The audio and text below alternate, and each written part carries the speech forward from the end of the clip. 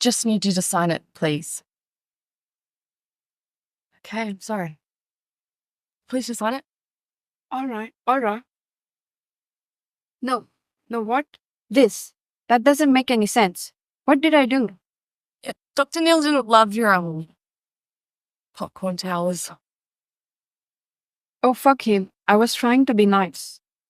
Really? Out of the goodness of your heart, it's that demented billionaire would love Cracker Jack. I'm gonna do it. What's wrong with that? No. Everything? Lisa, you weren't helping me with my bribe money, and I thought Jack would put in a word. God. Did you ask Dr. Neil for more speaker money? What's wrong with you? It's the least he could do. What's it to him? No, what's it to me? What's it to me? I put my fucking neck out on the line for you to get this job and you embarrass me. You embarrass yourself. Really? I fucked the bus in front of the whole company. Don't be nasty to me. You're being nasty. I'm the one person, Lisa, the one person in your life who stuck by you. When everyone else was all crazy, Lisa blew it again. I held my tongue. Did you? I said, You thought I was a loser too. no. And then you just lied about it.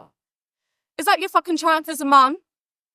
Good for you. No, I'm saying I stood by you. I gave my life for you girls. Bum. Come on. You gave us to Mima and pop-up so you could cruise the intercoastal with the next fucking dude of the week. Come on, give me a break. You know you did. When did you become such an ingrate? God. You would have none of this if it wasn't for me. It's okay. You know what?